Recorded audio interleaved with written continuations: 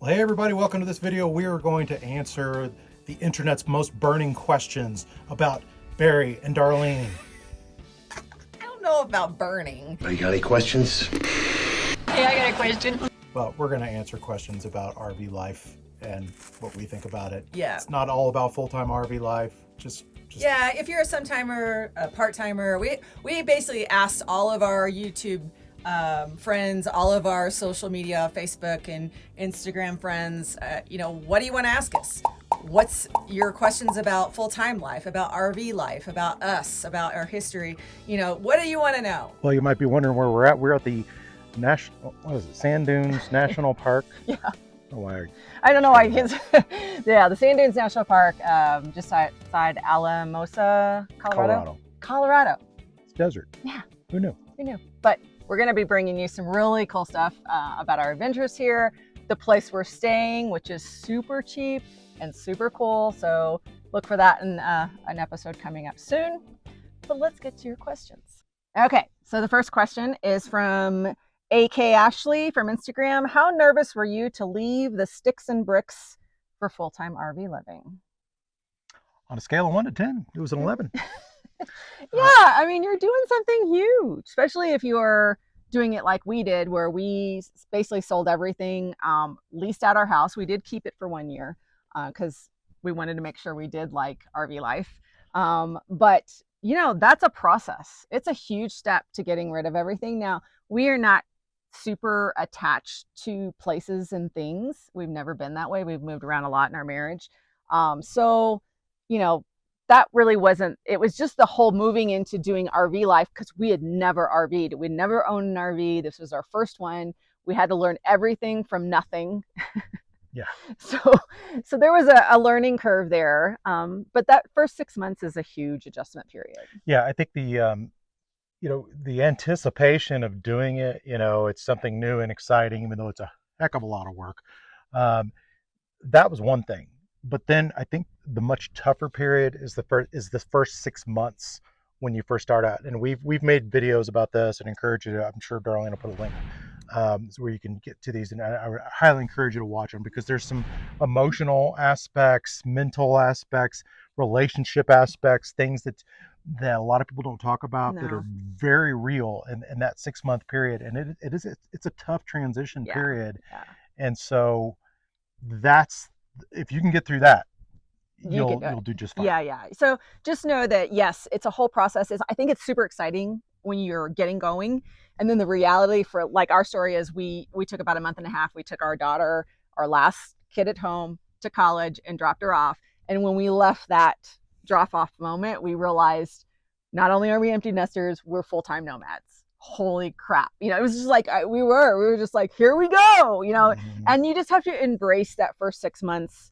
It's so fun. You're doing all these cool things, but it's also a little stressful. Yeah, you're learning, you're getting used to the life, the travel, the where you're going, all that stuff. So yeah, it was a little stressful, but you know what? The rewards are really great. So there you go.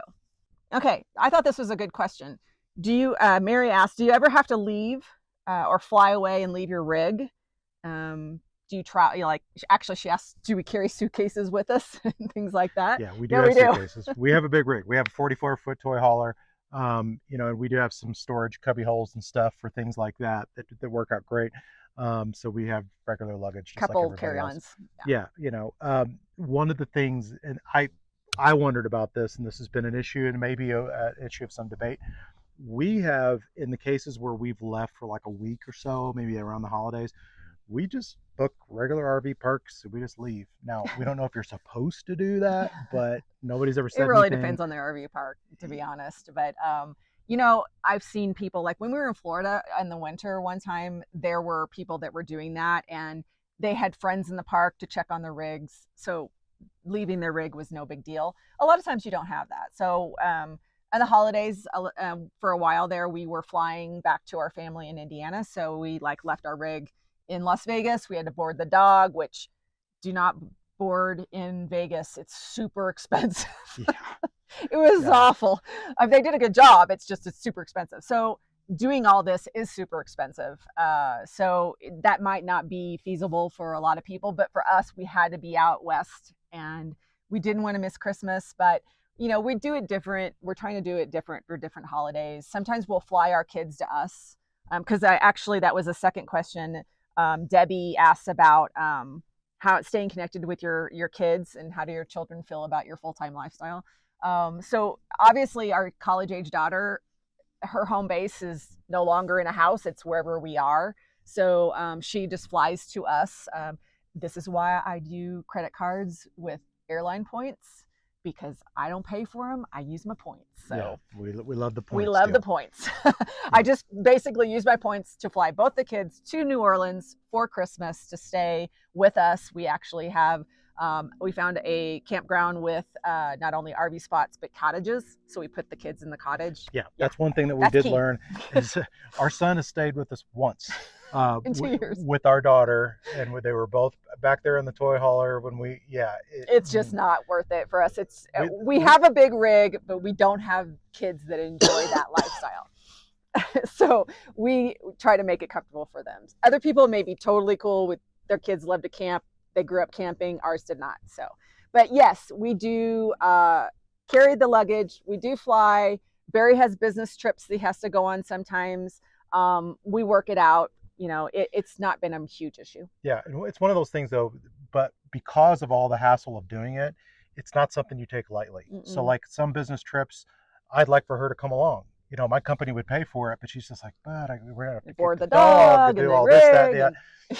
It's so that's a little bit of a sacrifice. Yeah. So just because we don't have a home base, these are the things that we have to think about, which are fine, but those are things you'll want to consider if you're thinking about going full time. Okay, so Lee asks about, I've been trying to think of what tools to carry that don't add a lot of weight. What do you guys carry to work on minor repairs and maintenance? I'm probably not the best guy to ask about that because I was of the opposite persuasion. I bought everything. Well, what I did is I went ahead and I just had a hodgepodge of tools. I'm not a Mr. Fix-It. Super Mr. Fix-It man. I've become much more of a Mr. Fix-It since being on the road. But I went to Lowe's and spent probably $200-300 on just all new tools, bought a nice tool bag. And then over time, but see, you got to remember though, it's not like you're going to be so remote that you're not going to be able to go to the hardware store. Trust me, I go to the hardware store all the time. So I'm always buying just one little thing that I don't have, but I do have a really good supply of all the core stuff, and I've got metric and standard on everything. I do have some kind of splurge tools, like I've got an impact driver that I got at Harbor Freight that's a real heavy duty thing that I can get the lug nuts off. But we have 6 tires on this thing. Yeah. So but if you're really watching your weight, you may have to think about those things, but I would say don't scrimp on the tools because you're going to need them. Yeah. Repairs happen and are needed often. In fact, one of the things I would recommend you do is consider getting the NRVTA online course. This is specifically for RVs, how to fix it. They go through every system, plumbing, electrical, and you don't have to take the whole course at once unless you just have a lot of time. We just didn't have the time. So we have the course. And when we start having a problem with plumbing, we'll go to the course and refer to it and how to fix things or something like that. So it's definitely, I think, beneficial just to have a basic understanding of the systems of the RV. It might help you repair things a little bit better too. So it's a thought. Okay, Mary asks, how do you handle all of the together time, quote unquote? It's a good question. I mean, we have addressed this in some pretty heartfelt videos, and I'll link to all of these in the description, and I'll put it on the screen too so you know what to look for. But you need alone time. You're in a small space. You will get on each other's nerves at times. It doesn't happen all the time. You have a system, you have a flow, but after a while, you just need to get away. That may mean take a long walk by yourself. I take the dog on walks a couple times a day-ish. That's clear my mind, get out of the rig, no offense, but get away from each other physically. I think there's something about just having your space. I love to run into a town if we're kind of like 30 or 40 minutes away, do my grocery shopping, maybe run my Starbucks and get a drink. These are things that just make me feel better, and it gives him time to do his thing too. Yeah, one thing that I've definitely had of late is it's not been like too much time with each other. It's just been feeling like there's been so much work to do after I get off of work. It's either working on the RV because we've had some issues with the solar.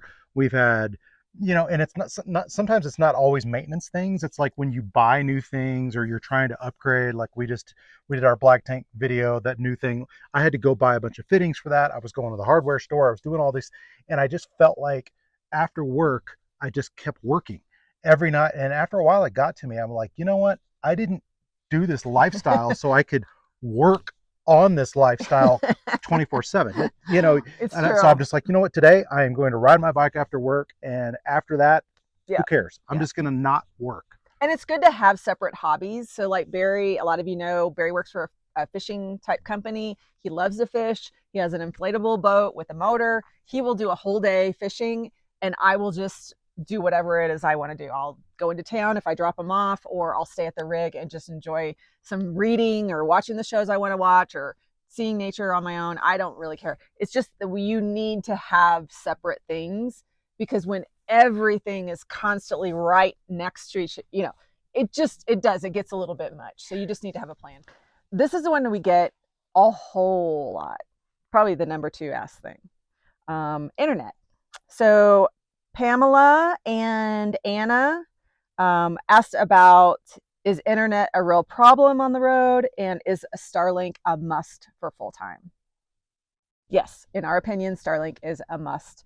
I don't know what everybody, there's a lot of people have hang up with Starlink, but for us, because we work, remember, we're on the computer working a regular job, so we budgeted a whole lot for our internet. We needed our first source, and we needed 2 levels of backup, and we have that. Starlink is our go-to number 1. The only time that Starlink probably doesn't work is we have some sort of tree obstruction. Yeah, I had a guy ask me today here at the campground about Starlink. We get a lot of those questions, and in 2+ years of doing this, how many times have we not been able to use Starlink? I think once. So that's really the bottom line, is that I think if you're retired, you don't need to work. The only reason you want internet is maybe to stream movies or something like that. You could probably get something. You could do something else. But if you're going to work full time on the road, Starlink's an absolute must. And and if it's coming down to pennies, if you can't afford that versus another thing, I don't know that this lifestyle. Yeah, I mean, there are some other things. There's other channels that promote other ones, but those third-party ones, I've seen many come and go out of business. So you could lose that later on unless it's like super reputable. We weren't willing to go there. We got Starlink really early. Now we are grandfathered into a plan that don't even offer anymore. So I don't know if that means we have better connectivity. I don't think so. But we were in the high mountains in Colorado. How many feet were we? 8,500. Yeah, and we've been in the middle of nowhere in the desert. We have been all kinds of places, and Starlink has always worked. And so we do have a backup of T-Mobile. It's the home tower, the home internet, the family plan. I don't know that they're going to continue. We've heard they're going to grandfather us in and allow us to stay. It's a plan that they actually sold to RVers at RV shows, and then all of a sudden come back and say that we can't use it anymore, and we have to do this really upgraded plan that's more expensive than Starlink. So we were like, nah, nope. So, it was the best deal ever. We used to watch some of our earlier videos, and we were like, oh my God, T-Mobile is so great. And it works really well. I mean, it works out here. We're this is the desert of Colorado. There's nothing around here. For 30, 40 minutes. T-Mobile works. Yep. Go figure. So if you're going to work, you need more than one option, because we have had times where one didn't work and then we had to use the other. We like the T-Mobile because we don't have to put the Starlink up on the stand and do all that stuff. Yeah, it's a laziness thing. Yeah, it's lazy. So if you're not, you'll probably be able to get away with some of the other options out there. We're just not familiar because these work so well for us. We don't look at anything else. So that's what we do. The next one is travel and planning.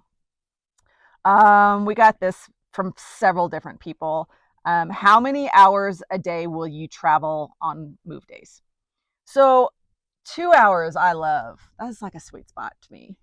But 4 hours is usually kind of like I look for the next place within 4 hours of where we're at. Occasionally that doesn't happen because we need to be in another location, and we only move on the weekends. Remember, we only move, and that was another question we got. We only move on Saturdays and Sundays because we do work during the week. Yeah. So another thing to think about too is that we have a lot of stuff. I mean, we have, Sure. so to pack up and to set up for us is an ordeal. We Yeah. don't like to do it very often. And so, but to that point, it's like for us to pack up everything. That's why we try to do it the night before. So on like a Friday night, if we're going to leave on Saturday, we would always try to pack up at least most of it on Friday night, because if you wait until Saturday morning to pack everything up, Yeah. and then you drive for 4 hours, and then Or you get more. there, and then you set up, it It's is a absolutely long day. exhausting. Yeah. If you have a really simple setup, this is totally like you don't even know what we're talking about. But we choose this. Now we stay at places usually 2 weeks at a time. So when we set up, we make home. You Yeah. know. We set up camp. We ain't leaving anytime. I always 2 say weeks. we're like the Clampets coming in.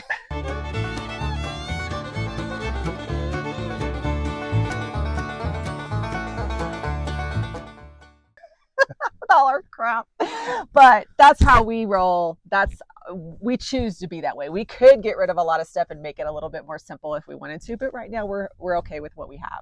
So yes, we only move on the weekends because we have to work. We try not to go more than 4 hours, but occasionally we have to go longer just to get, like, I know we're heading to Santa Barbara to stay and visit a friend for Thanksgiving. And in order to make it all the way there from Colorado, we're going down to Arizona, and we have to go all the way to Santa Barbara. We're going to have to do a couple long drive days just to get there in time. So the good thing about long travel days, you have your bed with you, and I absolutely put that to use. So I am a huge believer, at least for myself, if I get even remotely drowsy on the road, I can't recover from it. I can't oh, I'm just going to drink some coffee, or I'm going to like turn up loud music or something it doesn't work for me. But what does work for me, power naps. So we'll pull over to the side of the road, preferably a quiet rest stop would be great. Truck stops are, that's the bottom of the barrel, but you'll do it if you have to. And then I just go in the back, crawl into my bed, and I'm out like a light. Yeah, he has an I'm a power napper supreme. I can sleep in 2 minutes. Yeah, and but I'm out 20-30 minutes, get up, make myself a nice cup of hot coffee that I can make right here on my Keurig, right here in the rig, and I'm back on the road. I'm good as new. Yeah, so those are things that you can think about. That's kind of how we do it. Some people prefer to only drive, like, what is it, the 200 miles to, I don't know. Everybody has their different one.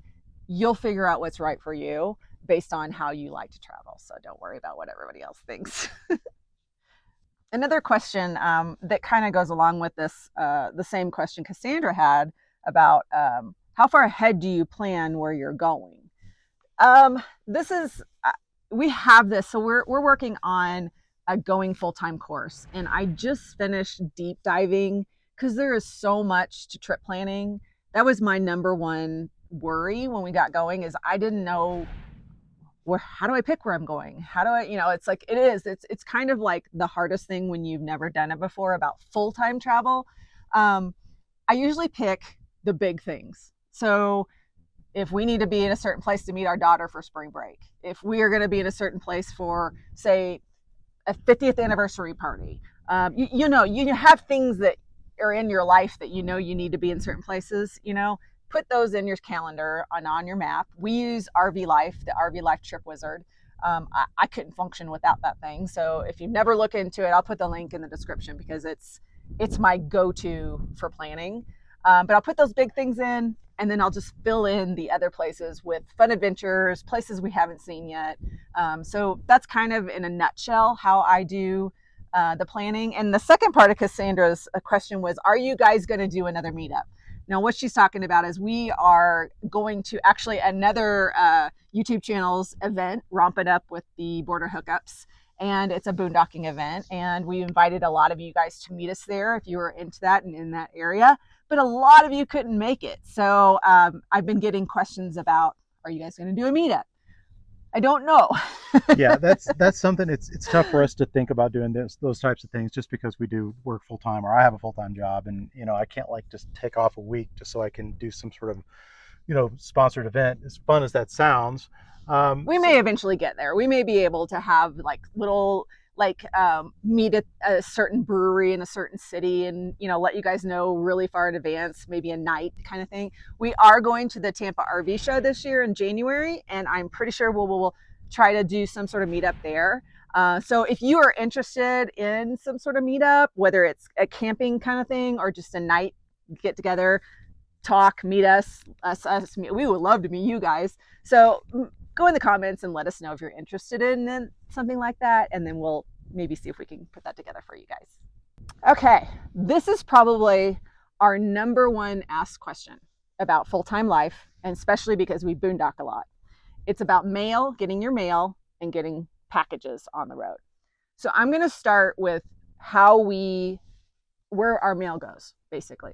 And I have to start with how we have a domicile address. So after the first year we were on the road, we rented out our house. We couldn't have any mail sent there.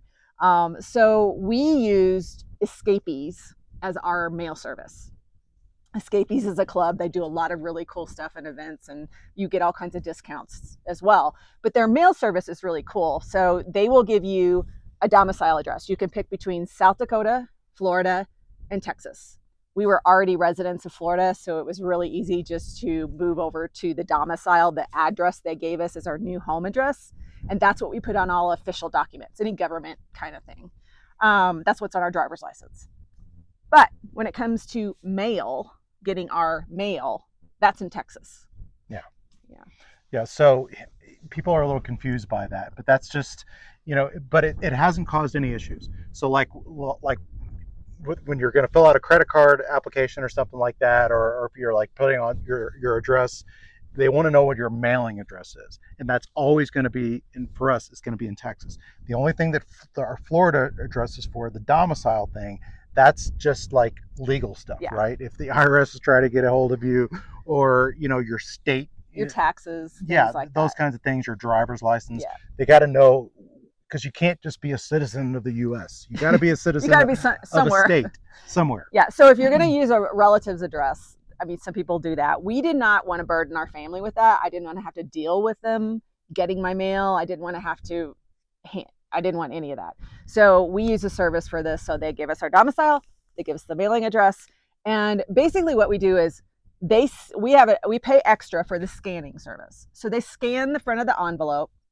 And from the front of the envelope, I can decide, okay, just put it in my mail bin. I'll tell you when I'm ready for that. Or scan the contents and send them to me. And you just pay like 50 cents for that or something. And then I can see the inside right away. So when you get official paperwork and things like that you really need right away, it's great because not only are you seeing it, they'll give you a PDF and you can download it. So that's really, really helpful to have on, especially since, like, for example, since my accident, all the medical bills are starting to come in and all that stuff. So I need to see that stuff right away. I don't want to wait because I usually only have the mail sent to me once every couple of months, maybe. I can see everything on the scans. So unless it's like a check or something I really need, then I'll just wait and just ask for the mail. So then it comes to packages. Yeah. So getting the mail really hasn't been that big of a deal because we get the scans. You can see what you want to see. Packages, on the other hand, they're just a little bit more. It's just a little trickier. This requires more maintenance. So so getting packages, if you're at an RV park, that's cool. Some that doesn't charge you for them, and they're like some of them are just super easy. Like, oh yeah, just sit here. Yeah, in fact, we actually were just at a KOA for a single night. One night, and we were just cleaning all our stuff, and then we went back out boondocking. But we asked them, said, "Hey, we got a package that's not going to be here until Tuesday. Is that cool?" They're like, "Yeah, it's fine." So we just came back, picked it up. They didn't charge us anything. Now we have been to campgrounds. It charges per package, We've been to campgrounds that won't accept packages at all. Yeah, it's crazy. You know, like state parks. Yeah. So the big thing that we can say with that regard is don't assume anything. Yeah. You Ask always and just call. want to ask. You know, just call them. Don't just read their documentation on their website or anything. Just call and ask them. Be polite, but just say, hey, will you guys accept packages for people who stay there? And they'll let you know if there's any cost to it or anything. Now, sometimes you're going to be in situations when you're boondocking where you don't know where to send a package. And so you're going to try to figure out where in the local town maybe you could make it happen. Usually in that situation, you're going to have to pay for it. I mean, but you can't really complain about that because you're doing something awesome and you're boondocking in a cool location. Yeah, like we were just in Buena Vista. Yeah. Gorgeous. You guys saw some of the videos. I mean, gorgeous boondocking spot. They were the closest town. So we found a mailing, shipping. Every town's got one of those little mail and ship places. Yeah. Those are, you know, those places, no, sometimes they're outrageously priced. Other time, not some, you know, the Buena Vista. Call and ask. Yeah. You know, I mean, I've been nickeled and dimed by some of those places a little bit, but, you know, just those places, that's the business that they're in. But then sometimes you don't even find those. The post office actually will receive packages sometimes. General delivery is what it's called. Yeah. But again, you must call and ask. Sometimes it's a pain because they don't answer the phone. You might have to go in. Physically go in there and just say, look, if I want something shipped from Amazon here, I don't know where it's coming from. I don't know if FedEx, you know how Amazon is. FedEx might deliver it. UPS might deliver it. You know, and just say, is that cool? Oh, and tell them what you want to have shipped. Because let me tell you, if it's a battery or some kind of chemical or something like that, sometimes they may be like, nope. They may see the sticker on the box and reject it as soon as they see it. So you just have to ask a lot of questions. I've found that about 50% of the post offices will even do it. Yeah. So, and we had a huge fiasco with that one time. So we're a little sensitive. That's our last resort. Another thing you might try are UPS and FedEx stores. They usually charge at least $5 a package, which is really tricky because, you know, when you order Amazon, you order it all at one time and it comes in 4 packages. So you could really end up getting screwed on that. But sometimes you just need something you can't get at a store. It happens. So those are the probably the go-tos. Another one we will try with Amazon are Amazon lock boxes. Amazon lockers. Lockers. Yeah, and they're really cool. You got to do it at least once because it opens with your phone. They give you this little barcode, and you go boop, boop, and it just magically opens Sesame. Yeah, they're pretty cool, but they're not everywhere. Like right now, we're in some remote areas of Colorado. There are no lockers, but you'll go to other places, especially some of the cities. It kind of can be easier to do the lockers. That you just have to look. When you go to check out and you pick an address, there'll be a selection for an Amazon locker, and you can look and see if they're anywhere near you. But just like the post office, they a lot of times won't take big packages, weird size things, liquids. It'll tell you when you try to put it in the locker that if it will or will not deliver to that location. So it's kind of a crapshoot. But that is how we juggle getting mail and packages on the road. It's a lot more, you know, problematic.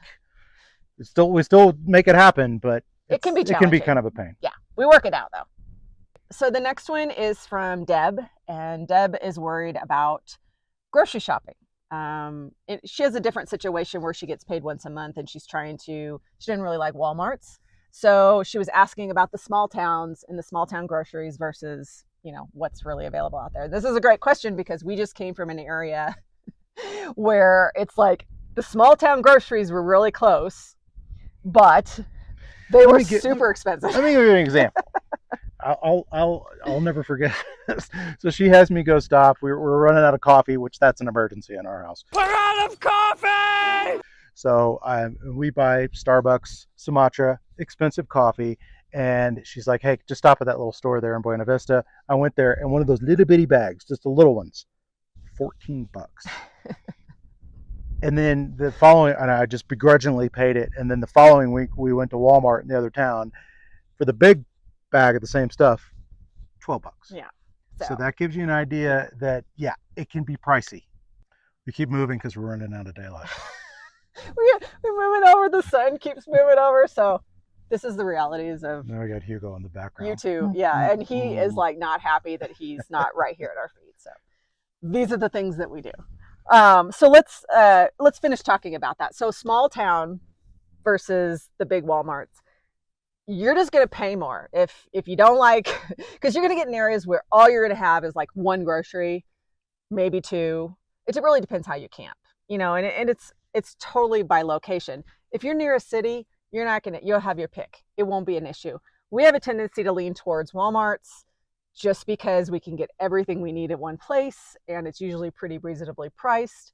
I love really nice grocery stores, but frankly, you're not always going to have those.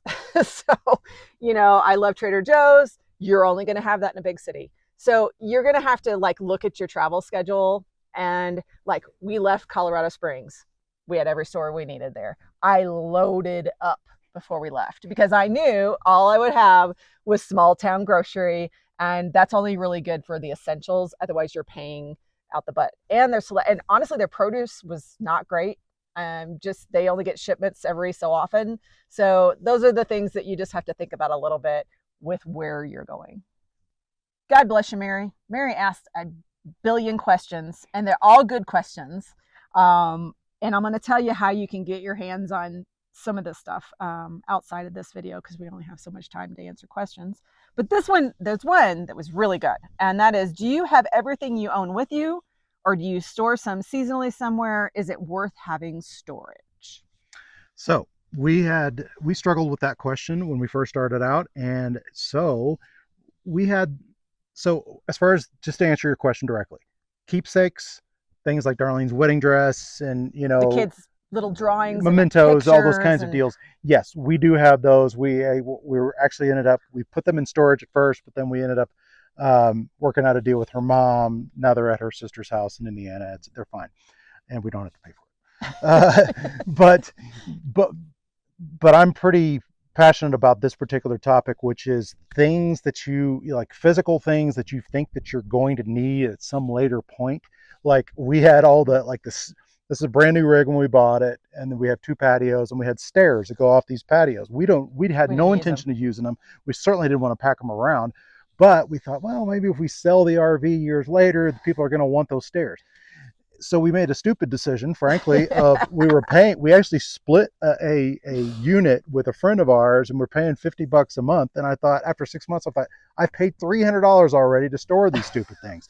So we ended up going back to Sarasota, where we were from, and took them out of storage, took them straight to the dump, and threw them away. Nobody wanted them. And we had like the dinette. My mom actually took the dinette. But, you know, the stairs that went to the bunk in the garage were terrible. Nobody wants those. So after a while, you just have to let things go. Let it go. Let it go. Let it go. Let it go. Let it go. Yeah. You think you want to store all this stuff because when you get your house again, you don't know, unless you only ain't plan gonna on... want that old crap. You're gonna buy new crap. Yeah. So I don't know about y'all, but in 5 years, 6 years plus, whatever we decided to do this, I'm gonna want totally different versions. All new furniture. It's a new day. Now, if you have keepsakes and things, that's totally different. And some of you may have inherited pieces from people. I would really encourage you to find someone who would hold on to it for you. You can't have that many of those things. But I know so many people who have said, I can't get rid of X. Let me just tell you, we had a big house. We had 3 bedrooms, patio, garage. He had band equipment. We had an office. We had so much stuff. I don't miss any of it. No, the stuff, it really is. I mean, we have a big rig, but you had to make those decisions of like, is it worth bringing this with me? Is it worth bringing it with me? Is it worth the money that's going to go into storing it? And that's really what it boils down to. Because when you start doing the math, you start realizing how much that's really costing you. Yeah. And then if you have a smaller rig, I mean, all RVs need to be concerned about weight. That's a real thing. Mm-hmm. It's a legal thing, and it's a safety thing. Yeah. So you do need to be concerned about weight, but I mean, you're constantly purging. You're purging stuff all the time. You find out you don't need, because I don't know how many things we brought with us that if I didn't use it in the first 6 months, I got rid of it. I constantly get rid of clothes. I constantly get rid of kitchen stuff. I constantly clean the bays out and get rid of stuff that we, are hauling around that we're just not going to use. I've probably worn this t-shirt at least 6 times in these videos. I wear the same clothes all the time. But yet I've got a closet full of other clothes that I never wear, that we keep packing them around. 30 t-shirts in there, and he wears the same damn 5. So there's that too. So, you really just have to get to the point where you let stuff go. And I guarantee you're not going to go, I missed that painting from the living room. You're not going to do that. So you have too much exploring and adventure and wonderful stuff to see. You're not going to think about all that stuff. You'll replace it someday and it'll be fine. So that's what we think about storage. So we got so many more questions, like crazy amount of getting going questions, going full-time questions. We can't possibly answer them all. But what we wanted to tell you is that in about a few weeks, if everything goes right with the video creation this weekend, we are going to release a full-on online course of going full-time. Every single aspect, from do I even want to do this lifestyle, to picking the type of rig, to insurance, to mail, to a lot of going deeper into trip planning, all of the big things that we wish somebody would have told us. Yeah, it's a step-by-step curriculum, essentially, it's going to be the thing that we wish that we would have had when we started, so we didn't have to go constantly reading all this, blogs and all the videos that you're going to all over the place. YouTube, and then you're getting conflicting information, and one guy tells you one thing, one tells you, not that we're the ultimate authority on anything, but it's basically that we're going to lay it all out, that what we've learned in these last 2+ years, and especially what we learned before we got going, before we remember, we didn't drove down the road for the first time. Yeah, we had never towed before. We had never owned an RV. We had never done anything.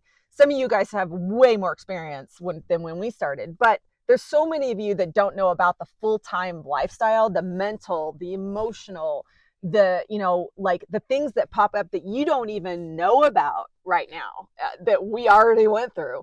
We literally went through every aspect that we could think of, and we put it in one place with videos and text and downloads and checklists, and I am so excited to bring this together to you. Plus we'll have an aspect of it where you're going to be able to ask us questions on the regular. We're thinking about doing a special Facebook group so that you can ask questions whenever you want to. So not get people that are going to talk down to you. Yeah, we won't let yucky that. people in there. Nope. No question is dumb. Every question will be answered. So we're so excited about this. So I don't have it done yet. I just want you to know about it. So it is coming. If you are not on our email list, please, if you're interested in this in any way, go to likethere'snotomorrow.net. Get on the list, because we will roll this out to that list first. I'm pretty sure we'll do a special deal for you too. So definitely follow us and get ready, because it's going to be pretty exciting, and we're super excited to bring it to you. So that's all for today, and we'll see you next week. Bye, everybody. Bye-bye.